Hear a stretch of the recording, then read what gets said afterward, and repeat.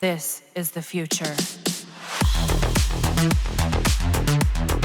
Wukong has gone several changes in the past. The original Wukong was a defy immortal monkey king which, as long as you have energy gain from mods like Hunter Adrenaline or Rage, you can have infinite invulnerability. There's also a case wherein this Warframe was considered a new god in the past with its first ability Augment. And also, who would forget the million damage red crit iron staff build? Those were fun times and players made Wukong playable despite being one of the most unpopular Warframes in the game. And then comes the Wukong rework which made the Warframe pretty solid and very versatile, while it removed the immortality from Defy, and somehow made Cloudwalker a movement skill instead of the past utility wherein you can use a gas Zenistar and scale the damage while you are in stealth with Cloudwalker. Still, it skyrocketed the fame of Wukong, making him one of the meta Warframes in the game.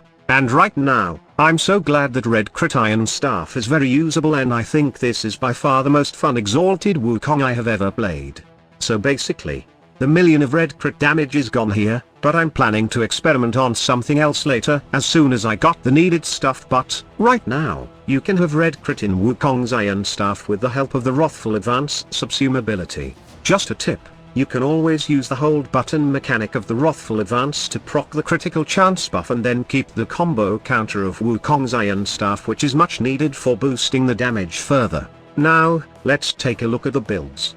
For my Wukong Prime, the free slot you are seeing is the space for either Hunter Adrenaline or Rage to regenerate energy, range if you want the Defy ability to hit further enemies, or duration, preferably narrow-minded, so that the drain in your exalted melee will lessen, and the duration of Wrathful Advance critical buff will be longer, or you can go with Primal Rage for more critical chance. This build only has 232% melee crit chance from Wrathful Advance, and we need at least 300+% for constant red crit. If you can slap Crimson Tau Forged Argent Shards with power strength, then that wouldn't be a problem, but that grind is too long, so to complete the constant red crit, you can always put the Primal Rage Augment in this slot.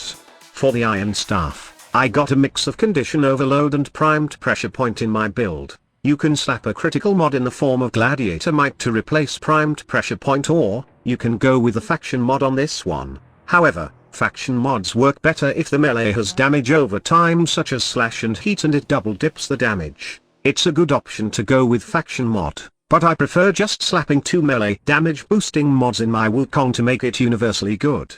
Sometimes I get too lazy in min-maxing builds that I just don't want to replace the faction mod depending on the enemies I will be killing. In addition, Healing Return is a must-have since we don't have Cloudwalker to heal our Wukong and we will depend on the melee strikes dealing status to regenerate our health per hit. This is also the reason why I ended with dual status chance mod instead of the min-max elemental mods. With the 66% status chance, I can assure you that I'll be healing most of the time with Healing Return, and proccing multiple statuses to get more bonus from the Condition Overload mod.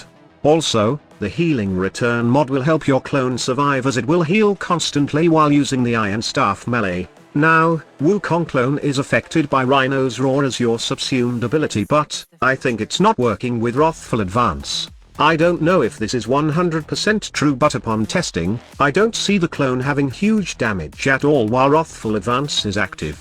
I see the same damage with the mods I have in my Iron Staff, and I think it's just a self-buff only and it doesn't extend to your replicate. Nonetheless, the red crit gives massive boost to Wukong's Iron Staff that it can melt even Steel Path and beyond enemies with just a few hits. Another thing that I love about the rework Iron Staff is somehow, Digital Extremes buff the status chance of the Exalted melee, which allows it to benefit mods like Condition Overload for more damage. And also, don't ever forget that you can always use a primer gun like the Cedo, Kuvanuka, or even the Epitaph before striking down enemies with your Iron Staff. What I am showing here is the raw damage of Iron Staff without the priming mechanic. In case you are curious about how insane the damage is, then here's a short demo of the damage dealt by this combo with a primer gun. Thank you so much for watching. The squad leader signing off.